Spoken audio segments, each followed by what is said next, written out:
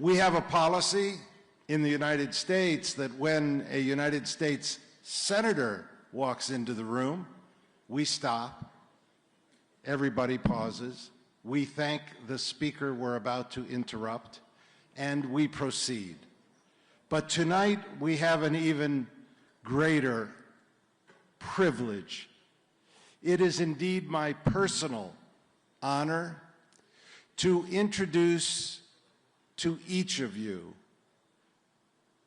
the leader of Israel who has demonstrated his vision, his determination, his belief in Israel as the leader of the free world in this part of the country and indeed around the world. Prime Minister Netanyahu, yes, has served as Israel's longest-serving prime minister, but to him it's more than just a position.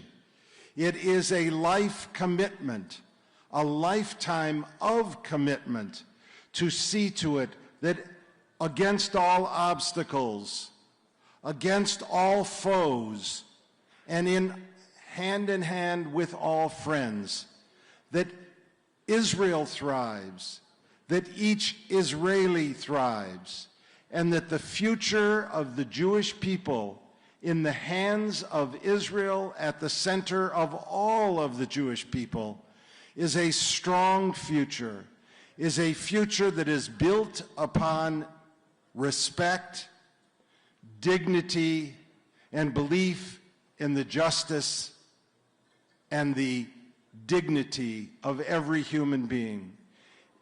Please welcome the Prime Minister of the State of Israel, Benjamin Netanyahu.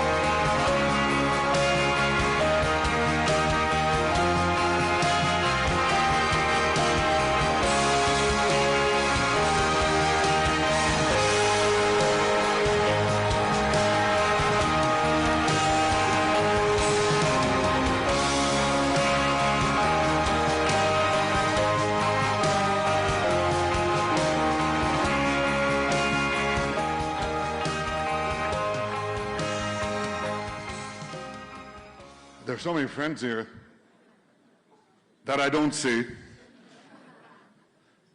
some that I do, and beginning first with you, Richard. You've been a wonderful friend over the years. You and your wife, to me and my wife, you've been, as we say in Swedish, mishpoche. I want to also acknowledge other friends that are here. Pastor Hagee. Pastor Hagee? Ambassador Danon, our UN ambassador who brought ambassadors, and I know there are other ambassadors from the UN and from Israel. Welcome. Equally, I see many friends in the crowd. Malcolm, I see you. And I see old friends.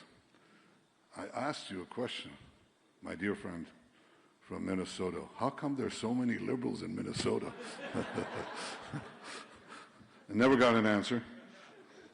And of course I see here also, well, I don't see him, but my good friend Mark Levin.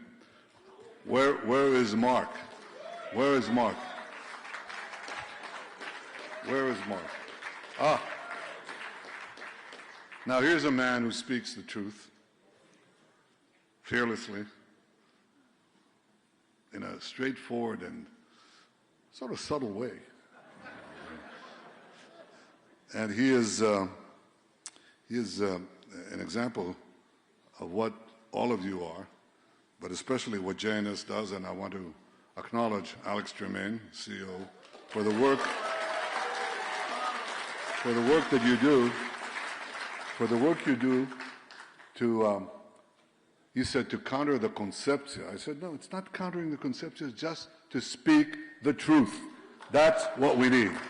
Because there's a reason. Because you cannot build peace and security on lies. If you do so, sooner or later, these lies will crash on the realities of the Middle Eastern realities. You cannot do that. They crash. All these theories that are promoted over the years that are contrary to reality, they don't stand over time. They fall like pieces of an iceberg into the ocean. And very soon nothing is left. So you need a solid foundation. And the only solid foundation is the truth. So I want to encapsulate some truths for you tonight because I think they explain where we are today. In the founding of the State of Israel, 77 years ago, we faced a fairly united Arab world. It was led by Gamal Abdel Nasser. He promoted the idea of pan-Arabism. He would unite the whole Arab realm under his leadership, under his rule. The source of unity, one of the sources of unity, was to drive Israel, that is to oppose the founding of the State of Israel. That was done by the Egyptian regime before him, to prevent the Jewish state from being established. But once established, it had to be removed. It had no place. Right in the center of that great Arab domain, there couldn't be a Western state. We were foreign interlopers. We were foreign interlopers, right? I mean, we're here in Jerusalem, about a kilometer away from David's capital, which was established 3,000 years ago. We're not foreign interlopers. We're not the Belgians in the Congo. We're not the Dutch in Indonesia. We're the Jews in the Jewish homeland, Judea. Well, that's one truth, an important truth. But equally, they tried to not only, at first they didn't try to actually annihilate our history, they just tried to annihilate us. And it wasn't such a big task. We were very small, really on a strip, tiny strip on the edge of the Mediterranean with Jerusalem. We had Hebron, a few thousand years, and very little else. And the idea was you can cut to the sea and finish it off. So they didn't waste time on propaganda. They just organized themselves, having, from our point of view, miraculously defeated them in the War of Independence. They didn't think it was over, and they arranged themselves to choke us and drive us into the sea in the weeks and days before 1967. And of course, you know how that ended. It ended even though they all said, well, Nasser put his troops into the Sinai, put 100,000 troops in the Sinai. Syria would join him. Hussein, despite our warnings, joined him from right across the street here. And we were about to be finished. But in 6 days, we turned the tables on them. And of course, we came back to our ancestral homeland in full force. And by the way, we took the high ground, and we will not leave it. It's ours. So they still didn't give up. They tried the war of attrition, and then in 1973, a combined attack, this time by 2 Arab armies in the Yom Kippur War. They surprised us. Within 3 weeks, we were at the gates of Damascus in Cairo, and that ended that. And so that began this whole situation where they attacked us again and again, created a situation where the Arab world began to realize that Israel is here to stay and that they have to make their dues with it. And so we began a process that began first with the peace at Camp David between Begin and Sadat, and later the peace with Jordan that was signed by Yitzhak Rabin and King Hussein. And so what you had is that the Arab world was slowly coming to realize that Israel is a fact that cannot be removed, and they were beginning to make peace with us. We couldn't progress on that peace because one part of the Arab world resolutely remained against us, and that's, who's that? Class? The Palestinians. The Palestinians clung to the original opposition to Israel, that basically you do not recognize a Jewish state, the Jewish state, in any boundary, in any form. Israel has to be annihilated. Israel has to be excised like a tumor. That was their position, and that was and remains the principal obstacle to a Palestinian-Israeli peace, the persistent Palestinian opposition to a Jewish state in any form, in any boundary. That's a truth that somehow eludes fairly intelligent people. They sit in the State Department, they sit in the foreign chancelleries of the world. That's a very difficult concept to absorb. How? I think it's so obvious. They keep saying it. They keep doing it. They keep saying, we want a Palestinian state in our ancestral homeland in order to destroy the Jewish state. They say it. They say it in Ramallah. They say it in Gaza. They teach it in Ramallah to their children. They teach it in Gaza. There's no difference in the textbooks, exactly the same. One pays for slay in Ramallah. The other one says, and operates the ICC and conducts warfare against us, lawfare, and all this by heart. And the other says, no, we have to go straight out, militarily and terror. That's the difference between Hamas and the PA. The Hamas says, you'll destroy Israel by terror and military conquest right away. And the PA says, no, you destroy it politically by driving it through propaganda and lawfare to the 67 boundaries, and then you can do the military thrust because you're a few kilometers from the sea. That's the difference between them. But the persistent refusal of the Palestinian Arabs to recognize a Jewish state in any boundary is the source of this conflict for close to 100 years, actually 100 years and more, from the Mufti in the 20s to today in the 20s, a century later. No difference. One before the establishment of the state, and it didn't change after the establishment of the state. So the idea that you'll create a Palestinian state and that will produce peace, I'm saying this for the ambassadors who are here, all of you know this. The idea is folly, nothing more than folly. We just tried a Palestinian state in Gaza. You saw what that brought, right? So we are absolutely clear on that, but it's important to see what happened in the rest of the Arab world. When, after we had these two peace treaties, historic peace treaties with Egypt and with Jordan, these are cold peace treaties because there wasn't really pacification of the population, but between governments. And that still holds, and that's good, because a cold peace is a lot better than a hot war. Okay, that held. It took us another quarter of a century to get the next peace treaty because everybody said the only way you're going to get it is you have to go through the Palestinians. That is, first solve the Palestinian problem, and then you'll get peace with the rest of the Arab world. Remember that? Yeah. Who said John Kerry? 12 points. Yeah, that's pretty good. That's right. He said, it's not going to happen. No, no, no, no. He said it 4 times in the Saban Forum. I wish he said 5. We might get 5 countries. But that's what he said. And that was the regnant assumption.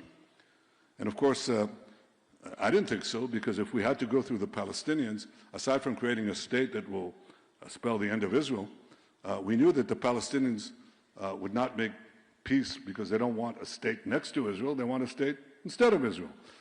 And so they'll never accept the expansion of peace with other countries because we wouldn't succumb to their diktats. And so I decided to do something different.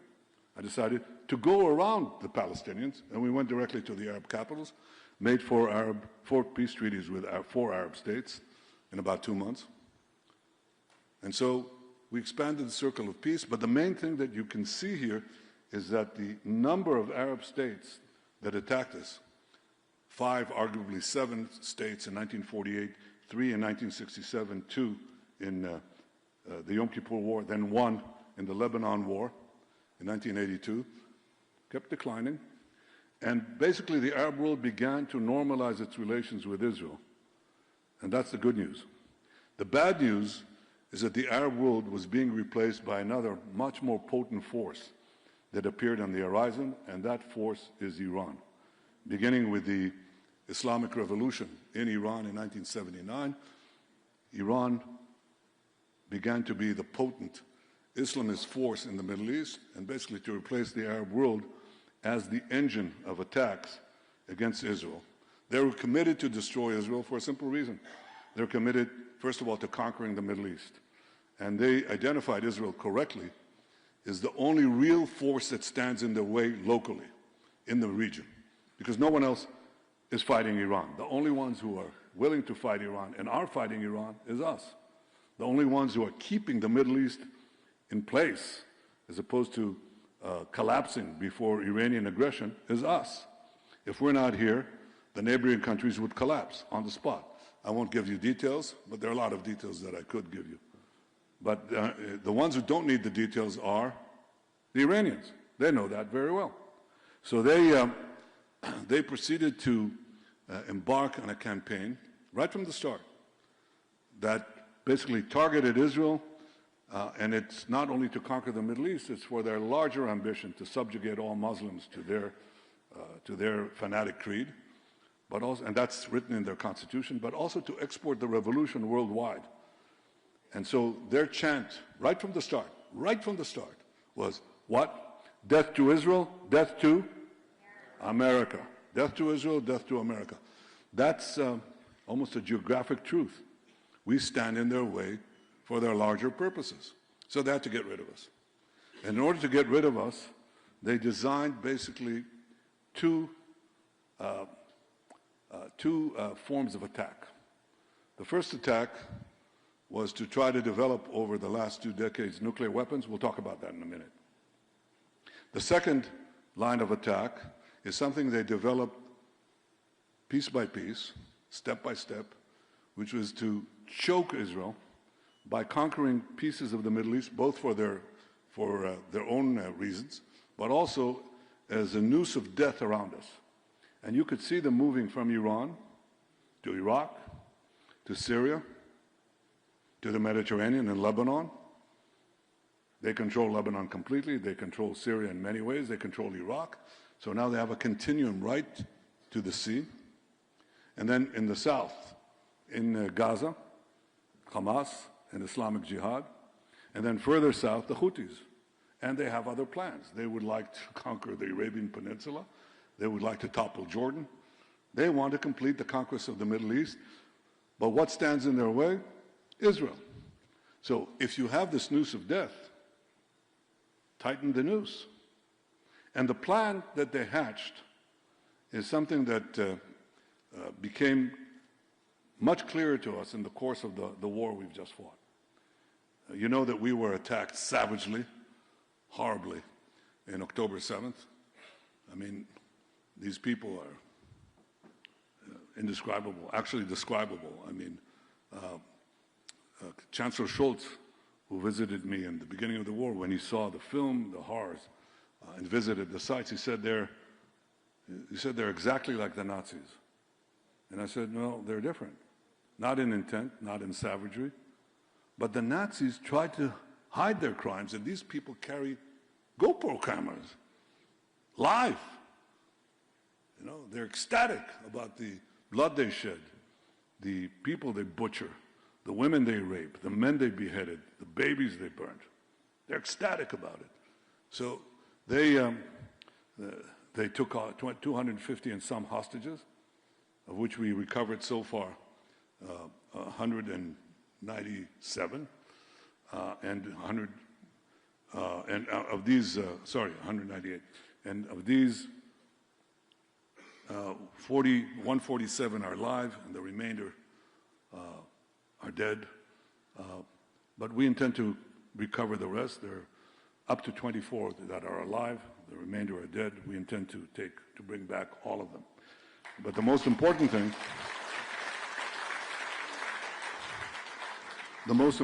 that we had to do was to stop the invasion, which we did. And as we stopped the invasion and continued to take the fight into their territory, and of course into Lebanon, which Hezbollah joined the day after, we learned basically one simple truth.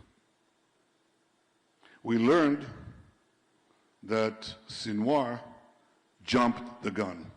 He jumped the gun. He deviated from the plan that the noose of death had planned in advance, and that plan was that there will be simultaneous invasions from Gaza and from Lebanon.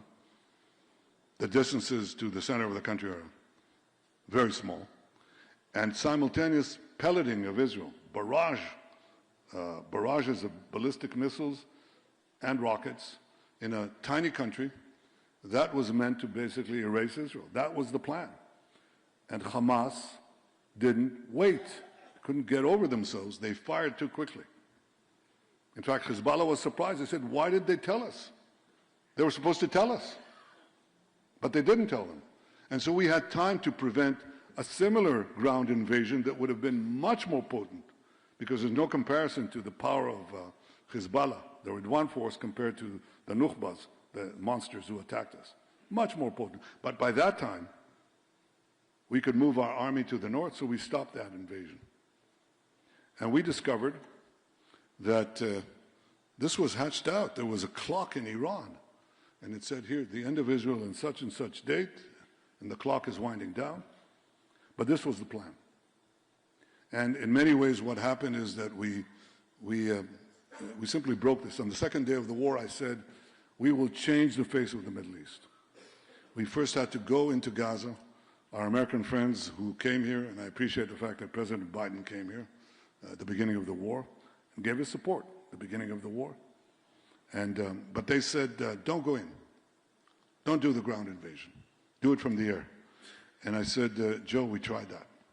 I myself, as the head of the government, authorized 3 attacks, 3 major operations against Hamas terrorists after they attacked us.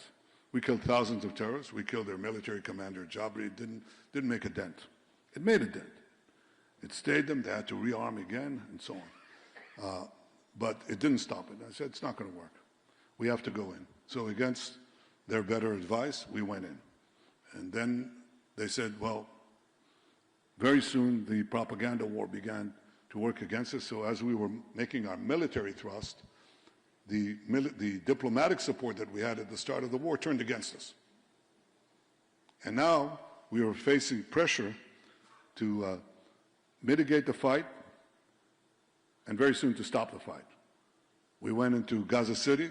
They didn't like it. We went into Shifa Hospital, some hospital, right? They didn't like it. We went into Khan Yunis, and then we reached the outskirts of Rafah. And there the Americans said, don't go in. Don't go in. And if you go in, we'll put an arms embargo on you. And I said to President Biden, look, I respect you. You're the President of the United States. Please respect me. I'm the Prime Minister of the one and only Jewish state. We are going in.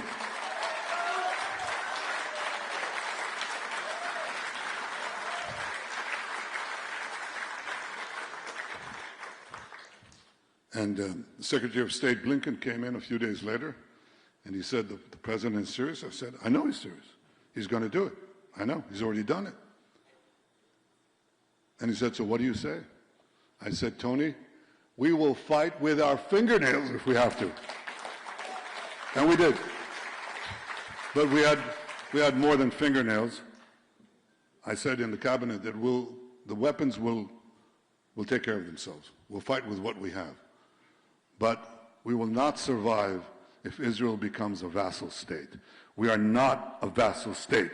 We're the independent state of the Jewish people, and we will do what we need to do to protect us.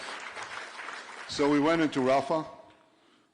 The Americans told us that we can't go into Rafah because there'll be thousands of casualties. Some said 20,000 casualties. And anyway, they don't have a place to go. Remember that one? Right. Well, I said they do have a place to go. They can go 2 kilometers westward to the beach. There's a safe zone there. And they did. Within 6 days, 1.4 million people who were congregated in Gaza moved to the beach because we kept moving them out of harm's way. And I visited the extraordinary brigade commander there in the Rafah crossing, saw our soldiers, and I asked him, so Itzik, how many terrorists have you killed? And this was in the middle of the fighting. He said, at this point, 1,203. I said, how do you know? I said, body counts. We see them. They're, you know, we count them, fighters. And I said, how many civilians have you killed? You know what he said? None. None. Because they all left. They ended up killing 2,000 terrorists and practically no civilians. In fact, the only civilian deaths that are recorded are in the beginning of the fighting, as far as I know, because we dropped a stray bomb before we actually went in, and it hit an ammunition dump that Hamas had placed among civilians, and 20 terrorists died and 20 civilians died. But in the course of the fighting, the assumptions that were broadcast around the world, untrue, that we would create extraordinary civilian deaths or that they had no place to go, they were proved to be wrong. And now we got the Philadelphia route, and so we surround Gaza. We hold the perimeter inside Gaza, in the Philadelphia corridor. The sea is on the other side, so they can't smuggle weapons now. They can't do anything about that. Having done that, having destroyed most of the battalions, organized battalions of Hamas, they still have remnants. They still fight there, and we still have a job to do. And the only reason we're not doing it in such a short time is because of the hostages. Otherwise, it would be over long ago. But in the course of doing that, what is a battalion? A battalion means there's a Hamas chief, and he says attack, and 100 people come out of the tunnels and attack. And when you destroy a battalion, 3 people come out, 2 people come out. Unfortunately, a sharpshooter can come out, but there's no organized military structure. So having done that, having removed the threat of invasion from Gaza, or the threat of serious rocketing from Gaza, having also done away with Sinwar, remember him? Remember Def? Remember Ania? Having gotten rid of them, we turn north.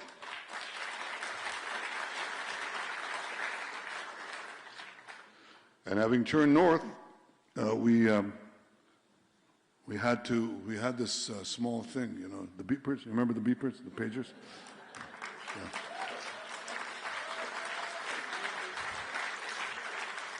So we had a little debate, you know, should we use the beepers? And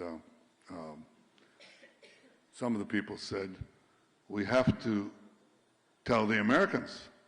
I said, no, no. And we didn't, because, I mean, I don't read the New York Times that often, but why give them the advance? I mean, it would be on the net, it would be, you know, that doesn't make any sense. And after the beepers, we had to bring up the beepers a bit, because we decided that we'd go into Lebanon in October. Why October? Well, obviously, because it's 1 month ahead of November. You'll figure that out. Okay. But in the third week, I think, of September, we learned that Hamas, or rather that Hezbollah had sent 3 beepers to be scanned in Iran. We had previously bombed a scanner they were going to bring in, so we got rid of that, and the guy who operates it. But now they had these, and you know, they have this minuscule amount of TNT, and when the Mossad guy showed it to me a few months earlier, he's giving me an update how many we've got inside, and I say, well, is that really going to do the job? I mean, how much TNT do you have there? And so he says, I don't know, nanograms, something like that. I said, what is that going to do? It's not going to do anything. He said, oh, no, it'll do it. Give me that. I take the beeper, and I throw it on the wood paneling in my office, and it dented it. And I said, okay, go ahead. So now we're all set to go. But now it turns out that they're scanning this. And I learned it, and I was crazy. I said, what? Why didn't you tell me this? Well, it happened a few days ago. Well, how long does it take him to do this? It could take a day. I said, well, we have to do it right away. So we did it, and that meant that we brought up the shock and awe, the beginning of the great campaign in Lebanon. We brought it up about 3 weeks while the army was supposed to prepare in those 3 weeks the war. right? And they didn't have time. So now we said, okay, having done that, why don't you prepare a war? And they did. And they came back a few days later and they gave me 3 options. One is do nothing, wait, see what the peepers do. The second, because we always wanted to take the Hezbollah out of the battle, I didn't think it was a good idea to just leave them intact, but that was option 1, which they didn't really mean. Option 2 was conquer Bulgaria, something like that, you know, an impossible task. That's the way they do these things. And option 3 was sort of a mixture, command posts here, command posts there. And I said, well, let's have option 4. And option 4 was targeted at the missile and ballistic missile storage main stock that Nasrallah had built over the years in private homes, because he was relying on the fact that we would not attack private homes. And he was right, we didn't over the years. But we set a goal for the army, attack these homes, but get the population out. And they came back 48 hours later with a brilliant plan, brilliant plan. They commandeered Lebanese television and radio. Can you imagine? If you're, this is the IDF telling you, if you're a resident of, leave. Because they had a missile in every garage and a rocket in every kitchen. And they would open the roof, and out it comes, and so on. And that was done. So in 6-7 hours, we destroyed the bulk, not all, but the bulk of the main weapons directed against us that Nasrallah had built over 30 years.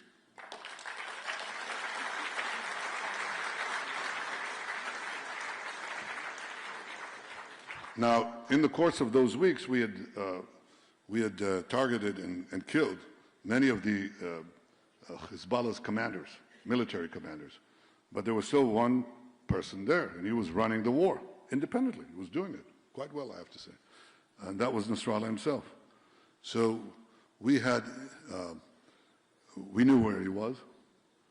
And the question was, do we hit him or not? And that wasn't a simple answer, because he was the number 2 in the Iranian Axis. He was the second most admired Shiite leader in the Shiite world. He was the beloved son of Khamenei. You know, he treated him like his son. And what does that mean? Could it possibly drive a war? Could it possibly, could it bring Hezbollah into the war? That's a legitimate question. So when we discussed, and I had received some information, I had received a big thicket of intelligence report, and I read it, and it was about Nasrallah, and I read it again, 80 pages. I read it first, I read it again, and I said he has to go. I was particularly impressed. Well, he didn't go just yet. Wait. I was particularly impressed by the fact that not only was he a capable leader, but also that his relationship with Iran was somewhat different from what I thought. I would say he manipulated Iran much more than Iran manipulated him.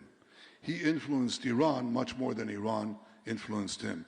And when I read this report, I came to the clear conclusion that he was the axis of the axis. And if we remove him, the axis would break. And so we went into a debate in the cabinet. Do we take him out or not? And there were 2 things that were brought up. One, we have to tell the Americans. That again? I said, no, we're not going to do that.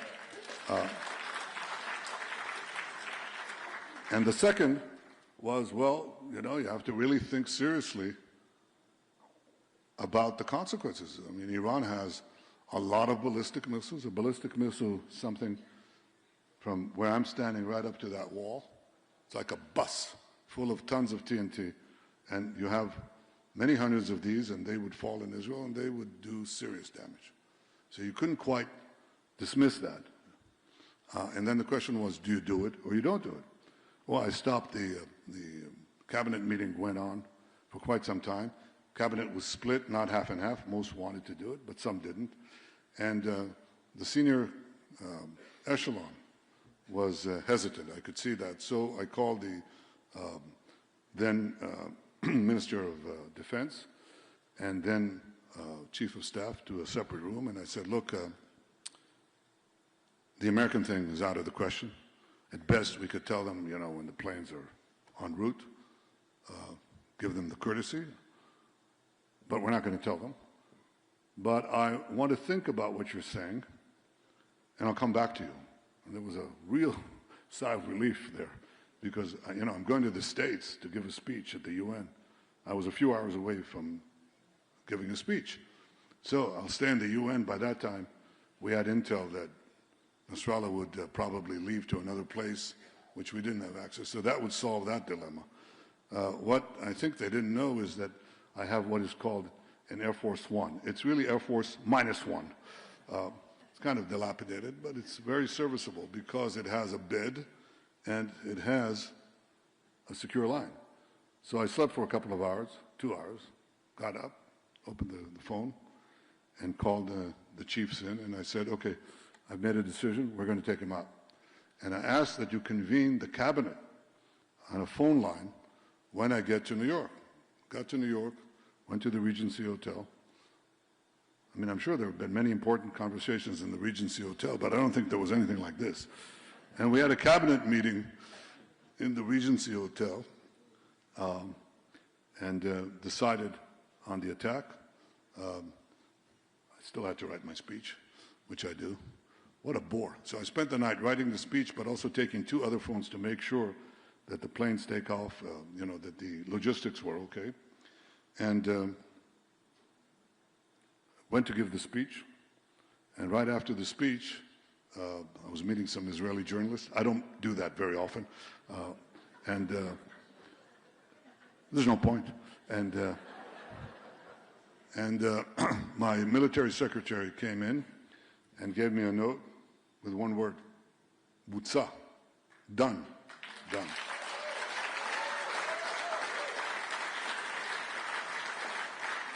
Now, the collapse, the removal of Nasrallah really broke the axis. It was a terrific blow. Some people are irreplaceable, and so far he's been irreplaceable. And so, having delivered that blow to Hezbollah, we also delivered a blow to Assad, because Assad was relying heavily on Nasrallah. He wasn't relying on his army. During the civil war, every time he got into real trouble, Nasrallah would send thousands and thousands of fighters to help him. And now there was no one to send the fighters. So there was an opening, obviously, which Ashara used. They didn't understand, how come they're coming in every place there's no one to fight? And they just kept moving from town to town with the full blessing, that's a diplomatic word, by Turkey. But Iran, understanding that their amazing, I mean, unbelievable investment in the axis. This is the axis. You have to have a continuum to supply Hezbollah. And that was going down the tubes. And so they had to rescue Assad. And what they did was they wanted to do was to send 1 or 2 airborne divisions to help him. And we stopped that. We sent some F-16s to some Iranian planes that were making some routes to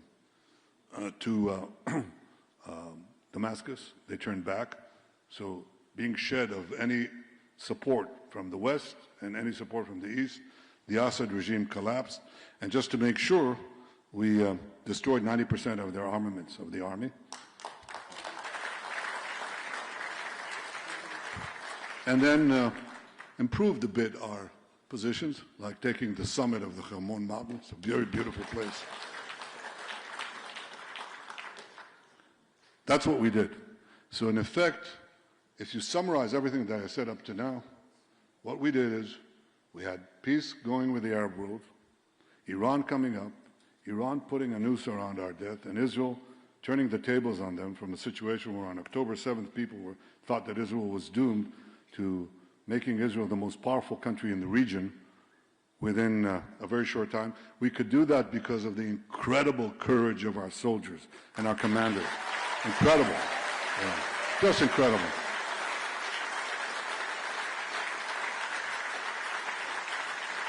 I mean, they're really the Lions of Judah. I mean, they really fight. They're heroes. And those who are fallen are heroes. And those who are wounded, you should see the wounded. You know, they lose. There's a guy who lost his limb and 2 legs, and he has these, artificial legs and an arm, and he lifts another arm. You know, he says, "I want to go back and fight." You know, and he's not alone. These are amazing heroes. So having done that, we've smashed the Iranian axis, but we didn't finish the job. Remember, there's still more to be done. We have to finish the war in Gaza, get our hostages back, and destroy Hamas. Hamas will not be there. And we're not going to put the PA there.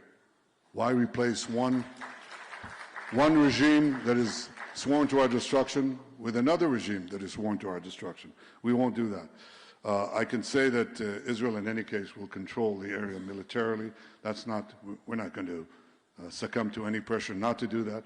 And I very much welcome President Trump's plan to allow the voluntary relocation of Gazans who want to leave. And believe me, many of them want to leave. So what's left? Well, quite a few things and many opportunities. But obviously they'll all go down the tube if Iran gets nuclear weapons. The reason Iran doesn't have nuclear weapons is because successive governments under my prime ministership have led successive actions, which I won't discuss here with the same, forgive me, with the same detail over the years, and that set them back about 10 years from where they thought they'd be. 10 years ago, they already thought they'd have a nuclear arsenal. They don't. But we delayed them, but we didn't stop them.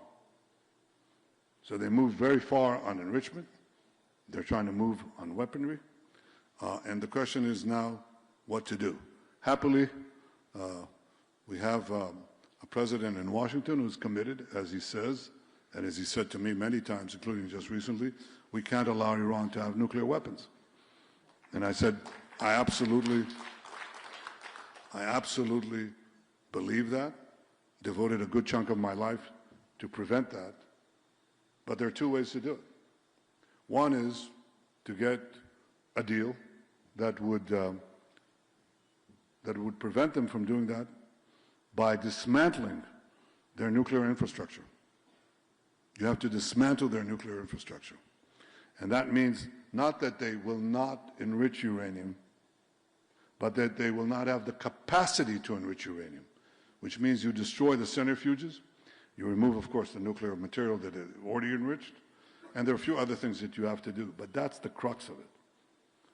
The real deal that works is a deal which removes Iran's capacity to enrich uranium for nuclear weapons. By the way, the only reasons you enrich uranium is to have nuclear weapons. There are dozens and dozens of countries who have civilian nuclear programs, and they don't enrich uranium.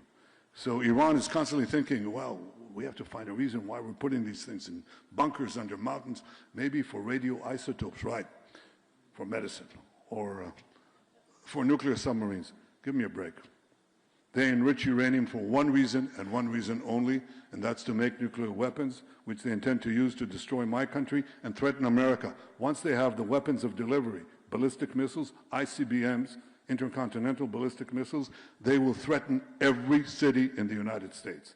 That is a palpable danger to Israel and to the free world, and it must be prevented. The way to prevent it is to dismantle all the infrastructure of Iran's nuclear program. That is a deal we could live with. Anything short of that could bring you the opposite result. Because Iran will say, all right, I won't enrich. Wait, run out the clock. Wait for another president. Do it again. That's unacceptable. Equally, I think we should bring in the ballistic missiles, the prevention of the development of ballistic missiles into the deal. I think these are the two requirements. I said to President Trump that I hope that this is what the negotiators will do. We're in close contact with the United States. But I said one way or the other, Iran will not have nuclear weapons.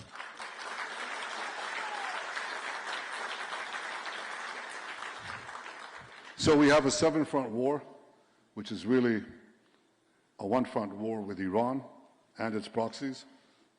We appreciate the fact that the United States is taking action against the Houthis, very important. We appreciate the help that we're getting from the United States. Arms are flowing in. It's important. We share the same goals, but we have to make sure that Iran does not get nuclear weapons. A bad deal is worse than no deal. We need a good deal. And the only good deal that works is a deal like the one that was made with Libya that removed all the infrastructure. I can tell you, well, you should applaud that. That's the main point. We have another front. It's called the deep state. You heard about that? No, you're talking about the deep state in America. It's very shallow. It's a puddle. Ours is ocean deep, even though somebody said it's a deep shtetl, but it's a deep state. It's a deep state. It's very deep. It threatens democracy. It abrogates the rights of citizens to choose their government that will make its own decisions, its own appointments. That has to be obviously resolved. But we have to understand that there's another threat on the horizon, and with this I'll finish because I think it relates to what JNS is doing and doing so ably, and that is puncture the lies. The lies are disseminated in America by a campaign, a systemic campaign, that is funded, organized by governments, by NGOs, that are funded also by very wealthy individuals. There's a lot of tourists in America. Yeah, a lot of tourists. There's a lot of tourists in Israel too. So what do? They pay influencers. They use the social media in a very systemic way to attack the supporters of Israel. And I'm not talking about only the supporters of Israel on the left. I'm talking about the supporters of Israel on the right. And that is a palpable threat to our future. We do not ask others to fight for us. We don't ask for boots on the ground, but we ask for that support. That support means that the UN Security Council does not make binding resolutions against Israel. It means that Israel is not sanctioned, is not choked by the international community. And that support is being threatened by this systemic public opinion campaign. And if there's one thing that has to be done is to fight back. That's what we do. We have to fight back. And you fight back with the truth. So I ask you to continue to fight for the truth. All of you do it in one way or the other. You should do it, well, you should do more, and more. Because we've learned in the long history of our people that if somebody says that they want to kill you, believe them. And these people who want to kill us enjoy the support now of young Americans who support our killers and our rapists and our would-be destroyers more than equally as much as they support us. That has to be reversed. As fast as it came up, it can go down. But like in anything in anti-Semitism, people respect you only if you stand up for yourself. And the main thing is not to cower before our enemies here, not to cower before lies that are spread here and there, not to cower, to stand up and fight back. That's my message to you. Thank you very much. Thank you all. Thank you.